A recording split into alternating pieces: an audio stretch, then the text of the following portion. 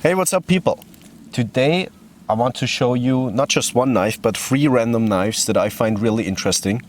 None of these knives is, like super new.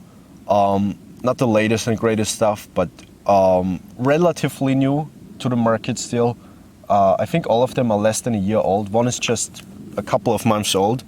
And yeah, just find them interesting. They're not something that you see every single day. Nor are they something super rare. They're not hard to get, but yeah, it's not something people carry frequently, and I think all of them are pretty interesting. And yeah, let's just show you the first knife. Now, the first knife we have here is the Oberland Arms Titan Sepp. Now, this is a pretty interesting knife because this is probably the single, maybe not a single, but one of the absolute best Germany legal modern folding knives on the market. Yes, it's Germany legal because it's actually designed to be a two-handed opening knife, which, as you just saw me before, technically you're actually able to open it one-handed, but the company that sells this, which is Oberland Arms, which is a smaller gun manufacturer from Germany, they teamed up with Viper Knives and Tommaso Rumici, and they created this knife right here that is actually, you're able to open it one-handed, but legally it's described as a two-handed folding knife. Now, you have this QR code here on the frame lock, as you can see, and if you scan it, you can see the justification paper, the legal paper. So if you should ever get into troubles in Germany while carrying this, this is legally a two-handed opening knife, so you're not going to have any legal issues because of that, which is super cool because, yeah, like I showed you, it's very simple to open this one-handed. Now, Germany, they only can have two-handed knives that don't lock, that do lock, or one-handed knives that don't lock, which is, super stupid actually. Because most two-handed knives you can open one-handed, and this one is especially easy.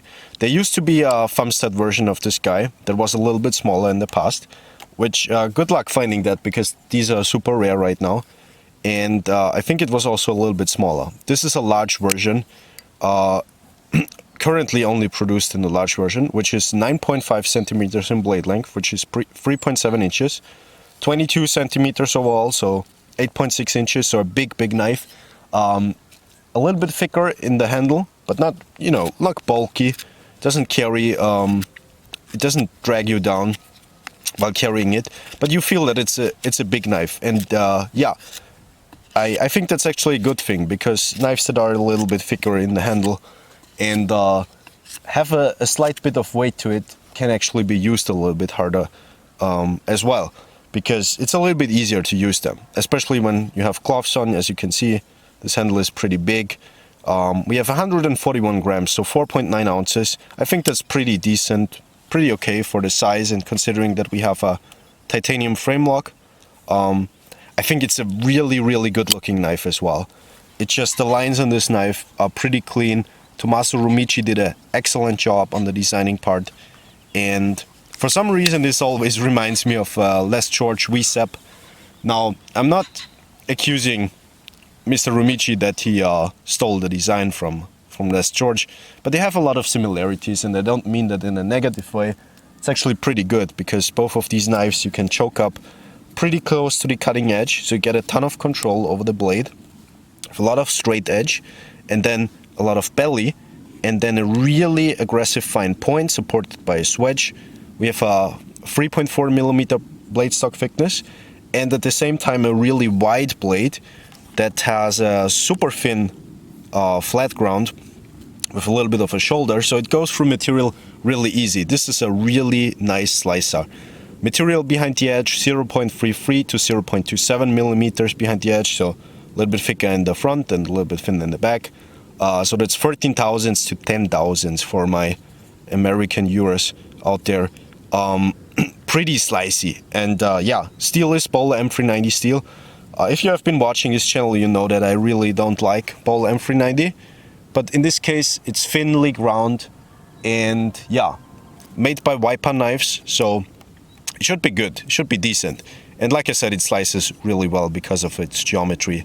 G10 handle scales in this case. There is, I believe, a marbled carbon fiber version as well, and the full titanium.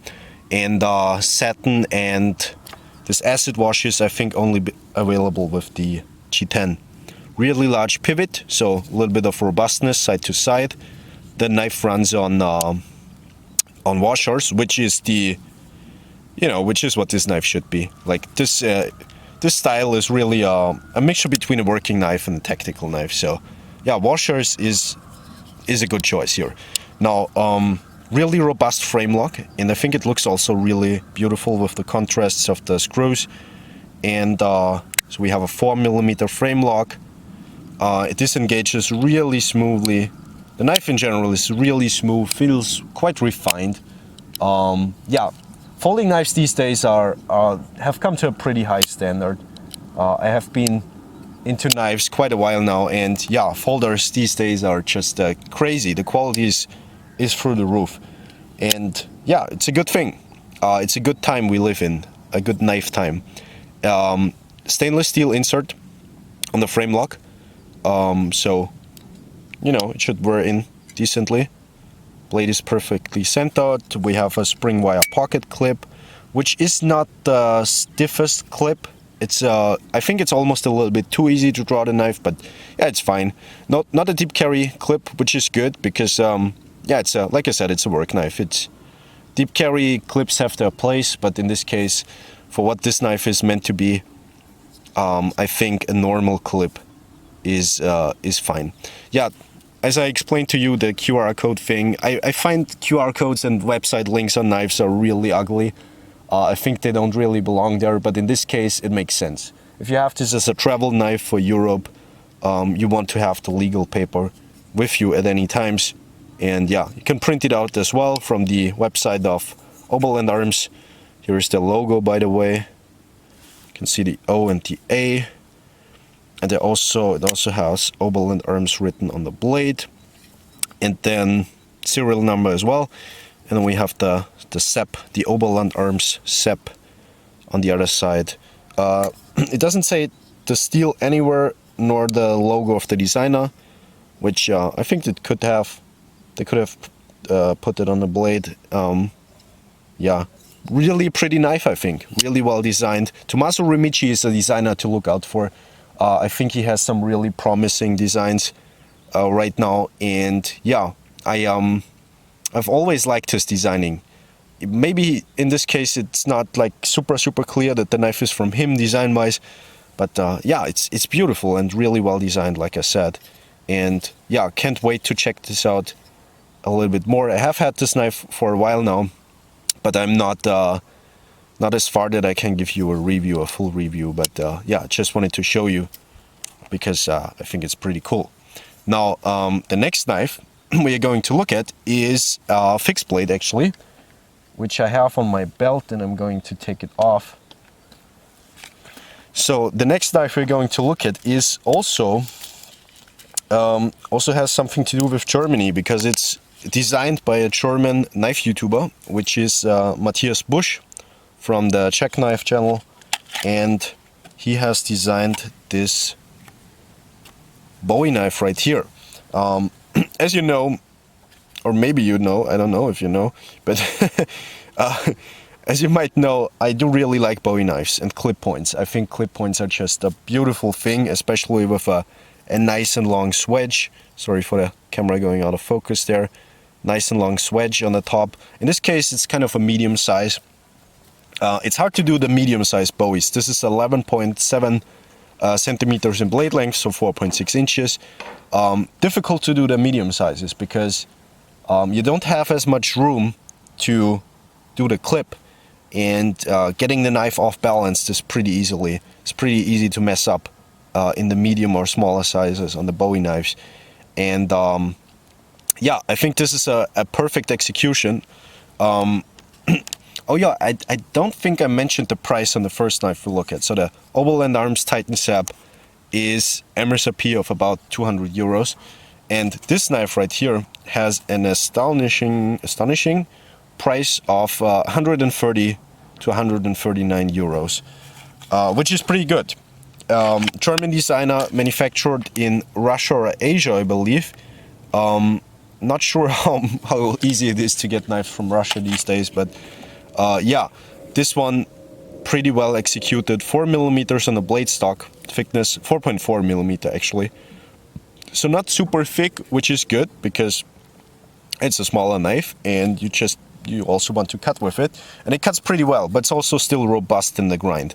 We have a flat ground N690 CO steel with behind the edge thickness of 0.6 to 0.4 millimeters, so 24 to 16 thousandths. Plenty robust to still chop with this guy and still do the harder tasks as well. But at the same time, it cuts really well, and the handle is rather thin. I really like this, how the handle is done, thick in the front, thin out in the back. Burlap micarta, by the way, pretty cool.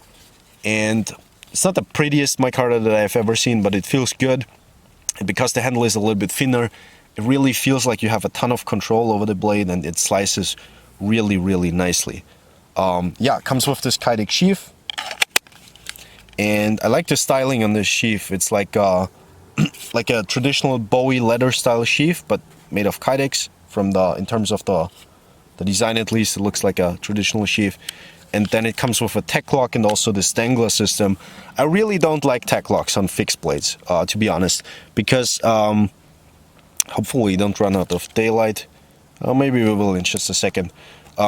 Tech locks are very stiff, and you can only draw the knife in one position. With the dangler system, you can turn the knife sideways, frontwards, however you want it, and it's just a little bit more convenient. Plus, you can take this, you open up these buckles and you don't have to take off your belt, as you saw me doing earlier, because I already had this on my belt. Carries really light and easy, and yeah, the blade is centered on the dangler, which is good. Really promising design. Not sure how this knife is going to be available on the international market. Currently here in Central Europe, pretty available. Not sure how long though. Like I said, Russian manufacture might be a little bit trickier these days. But yeah, really promising design from Matthias Busch. The next knife is a really high-end folder from the United States. This knife surprised me in a lot of ways. This is a very expensive, very modern knife from a really high-end American manufacturer, which is Medford Knife and Tools. Now, Medfords are known to have their a little bit beefed up folders like the Praetorian, and in the last couple of years they really changed a lot of things, and they made more practical knives as well, which I do like quite a bit. And the knife I bought from them is the M-48 Patton Flipper.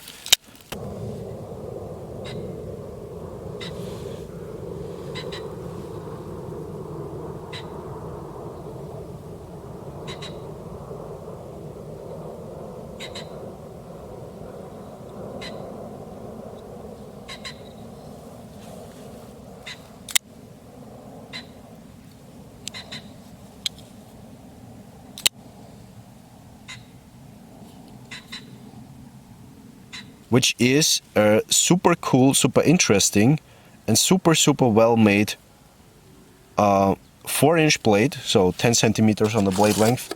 Runs on bearings, so titanium frame lock bearings. Not the drop shottiest action, which I do kind of like, and I will explain to you in just a second.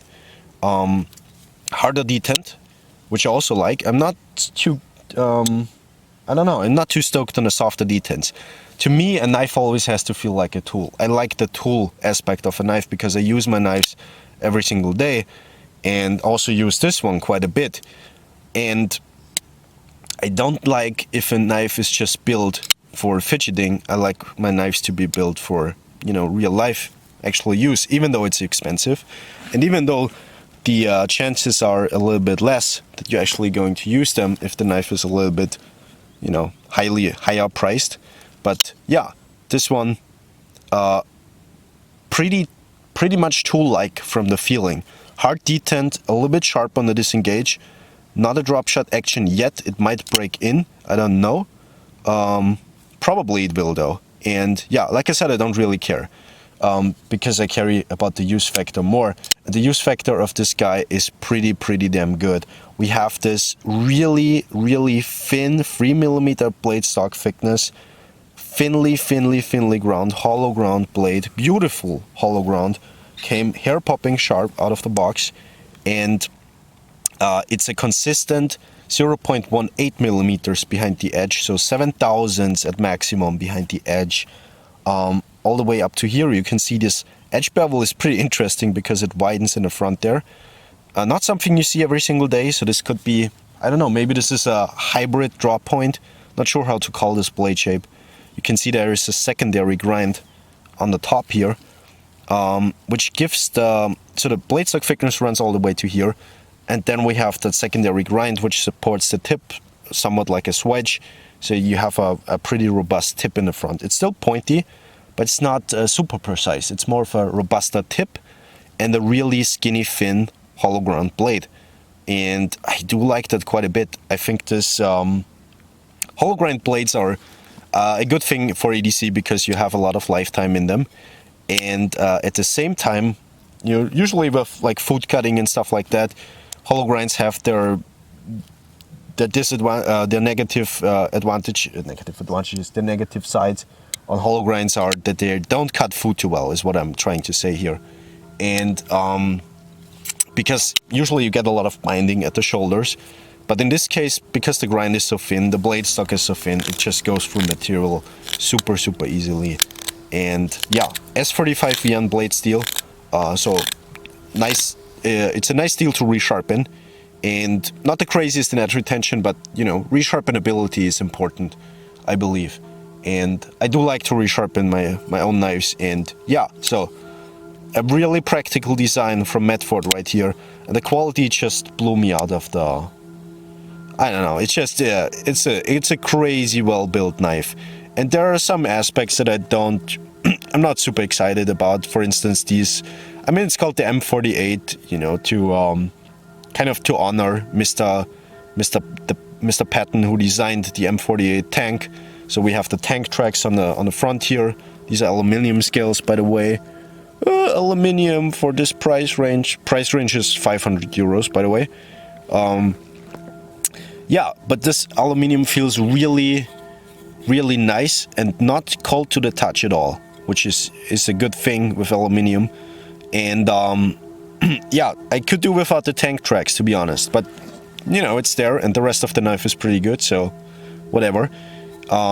We also have a closed construction, which is not something you see every single day. I do like that because it's, you know, keeps dirt out of the knife rather than a open construction. And like I said, titanium frame lock, pretty interesting details on the blade. And you also have to show you the other side of the blade. Serial number 4 stars for the 4-star general that Mr. Patton was. I think this guy not only designed the tank, but he designed the uniforms as well for the US Army. So a guy that designed a lot of stuff. So pretty promising design, pretty interesting. I think Medford Knife and Tool did a really good job. And I can see now why there is so much hype about the Medford brand. And honestly, at this point of me using this knife for a little bit, I can say for sure I'm gonna buy another Medford knife. Because even though they're really expensive, and there are probably, I mean, there are a lot of other knives that are not as expensive, you still get a lot of use out of them. But this feels like it has a lot of soul. And yeah, it's a perfect blend between modern machining and still having a lot of soul in it. So yeah, cool knife, especially cool actually. So, but this is not going to be for everybody. This is not going to be, like I said, for the people that like the super smooth action and they don't like sharp corners or everything. The only sharp corner is actually here on the disengage of the frame lock. But the rest of the knife, pretty well rounded off, pretty chamfered, really comfortable even with the harder cutting. And yeah, this feels so solid. There's absolutely zero single side-to-side blade play. I think part of the reason that is because it has those thumb studs, not the thumb studs, but these stop pins, these they rotate outside and they go into these cutouts right here. And yeah, the build quality of this knife is just crazy. Not a single bit of side-to-side blade play on this guy. And I have flipped it like, I don't know, 2,000 times now at least. And yeah, crazy, crazy, crazy, crazy. So yeah, a lot of interesting stuff on the knife market. Quality of the knife world has, or the quality of a lot of knife brands has gone through the roof. And I think we are in a pretty good time. Yeah, let me know in the comments what you think about these guys that I showed to you. And yeah, not sure what the next video is going to be. Let us enjoy this beautiful sunset now. Actually, you don't even see the sunset from here, but beautiful scenery. Yeah, the world is beautiful. Go out there and go on adventures and do stuff. And use your knives to cut things. Because, yeah, why not? So, I wish you guys a nice rest of your day, and maybe we see each other in another video. Goodbye, people.